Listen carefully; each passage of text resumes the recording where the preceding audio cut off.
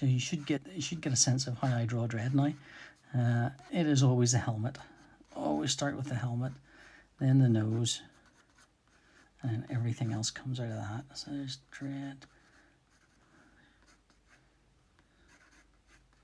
And that chin, which is slightly reduced there. Because of the lag and because it takes me a minute to look at the comments, I don't know what That's Great and Fantastic are about, but thank you, whatever they were. I'm assuming they're the Mulligan O'Hare pieces. Let's get Dredd in his perfect pearly white teeth.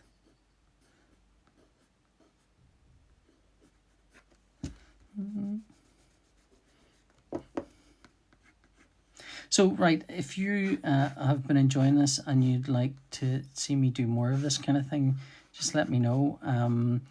I'd be very happy to do this on a regular basis, although what I would ideally like to do is actually have people pay for sketches so that if I do this again, I can earn some money while I'm doing it, and that would be good. So tell your friends, tell everyone if they want a sketch. And the sketches are not, I actually think, 30 quid for an A5 drawn is not too bad at all. A5 is half A4, so that in total is an A4 sheet. These are drawn on little bits of cards, so they'll frame quite nicely.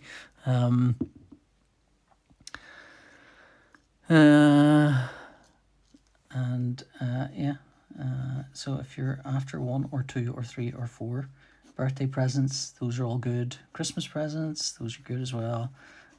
Basically, I need to raise about 1,500 quid to buy myself a new iPad. Which means I have to do, I can't do the sums, but a fair number of these. 40, 50, I think it worked out 53 drawings would get me towards the cost of what I wanted to buy. So,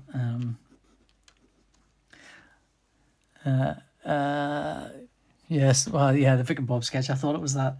I thought that was the thing that you liked. It's always fun to do something weird that you've never really done before. I used to be quite a good caricaturist as well in my time, and then I kind of stopped because it was.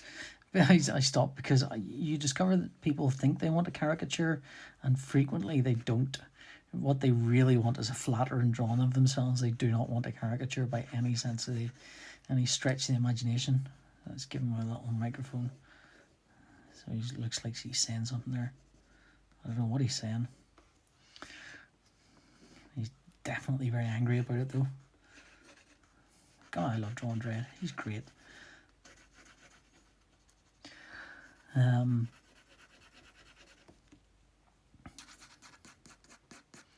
So yeah, Number Cruncher first ran in the magazine creator own slot. Would you be interested in creating a new strip if they bought that slot back? Yes, I would.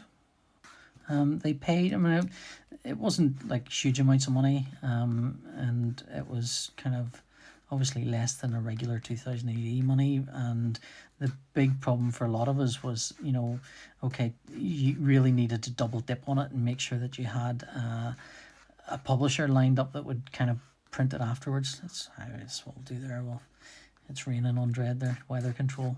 He's annoyed at weather control. So a lot of us ended up taking the work afterwards to Titan, who gave a little bit of an advance and then printed it as a complete series. Because once it was in the magazine, I mean, again, the magazine didn't have a massive audience. So, no, 53 isn't too bad, really. So it was kind of, yeah, you wanted to go somewhere else with it and take it somewhere else. I know, though, that I know some writers and artists were like, well, this is already our audience. We need to take this to somewhere new, somewhere that we haven't been seen before. How's that Dredd? That looks all right. That looks okay. God, I love drawing Dredd. That's a Dredd done. Big and Bob's done. So I've got one more Dredd, and that's me. Massimo Carnivalesque. Well, I'll take that. Yeepers. Kilbeanie, do you own any other artist's work? Yes, I do. I don't have a massive, extensive collection. I've got a Jerry Paris piece, which I got for my 50th birthday. I asked my wife I said, what do you want for your birthday? And I went, I want a piece of artwork by Jerry Paris, please. And I will commission it. I will tell him what I want on it. And all you have to do is pay for it. And there's part of me thinks I wish I'd doubled the money, because I would have easily, quite contentedly have like a double the size of it. So I own a piece by Jerry Paris. I own a piece by Jesus Redondo, which is a page from a girl's comic that I was given by a friend of mine, and it actually was drawn on about it was maybe 10 days before I was born. It was literally 10 days before I was born, so it's, so that's cool. I wanted a Jesus Redondo page because the Time Machine Jesus Redondo story written by Alan Moore is fantastic. If you've ever seen it, amazing.